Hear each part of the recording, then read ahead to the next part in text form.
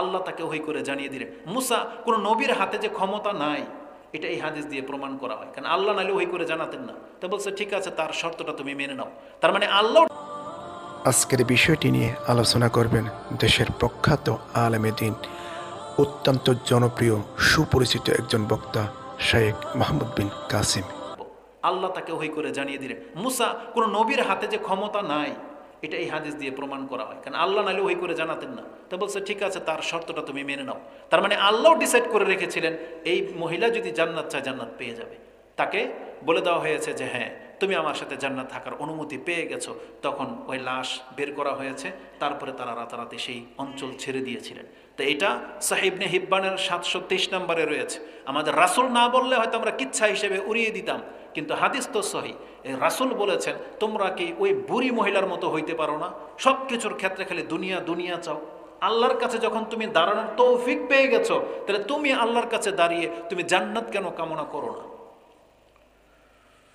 আবু সুফিয়ান রাদিয়াল্লাহু তাআলার মেয়ে হাফসা না, উম্মে হাবিবা রাদিয়াল্লাহু তাআলা, তিনি একদিন দোয়া করতেছেন, আল্লাহুম্মা মাত্তিনি বিজাওজি রাসূলিল্লাহি সাল্লাল্লাহু আলাইহি সাল্লাম ও আবি সুফিয়ান ও আখি মুআবিয়া। আল্লাহ, তুমি আমাকে এতটা সময় লম্বা দিয়ে দাও যাতে আমি আমার স্বামী রাসূলের জীবনটাও ভোগ করতে পারি, আমার পিতার জীবনটাও ভোগ করতে পারি, আমার ভাই মুআবিয়ার জীবনটা যেন আমি ভোগ করতে পারি। কেন এই দোয়া করেছিলেন জানেন? কারণ তার বাবাও ছিল লিডার, তার ভাইও ছিল লিডার, কাফের নেতা, এবং মুসলিম হওয়ার পরে তারাই নেতৃত্ব দিয়েছেন, এবং পঞ্চম খলিফা হিসেবে মুআবিয়া রাদিয়াল্লাহু তাআলা ক্ষমতায় ছিলেন।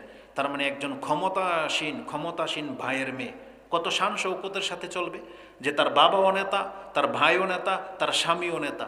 তার স্বামী রাসূলুল্লাহ সাল্লাল্লাহু আলাইহি সাল্লাম, কত সম্ভ্রান্ত মহিলা ছিলেন এই উম্মে হাবিবা রাদিয়াল্লাহু তাআলা আনহা।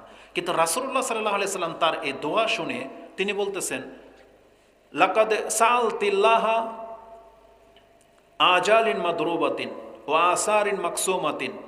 তিনটা কথা বলেছিলেন যে তুমি তো আল্লাহর কাছে চেয়েছো এমন কিছু যেটা আগে থেকে নির্ধারিত। তুমি কয়দিন পৃথিবীতে বাঁচবা এটা আল্লাহর পক্ষ থেকে তো ফয়সালা হয়েই আছে। তুমি কত ঢুক পানি খাবা, কত রিজিক খাবা, এটাও ফয়সালা হয়ে আছে। ওয়ালাকিন লাউ সাআলতিল্লাহা আইয়ু আফিয়াকি মিন আযাবি জাহান্নাম ওয়া মিন আযাবিল কবর লাকানা খায়রাল লাকি।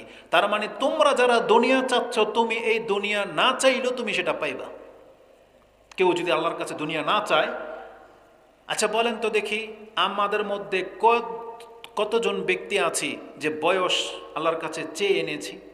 যারা ওই যে চুলদারি সাদা হয়ে গেছেন, আপনি বলেন তো দেখি কবে আল্লাহর কাছে আপনি 60-70 বছর চেয়েছিলেন?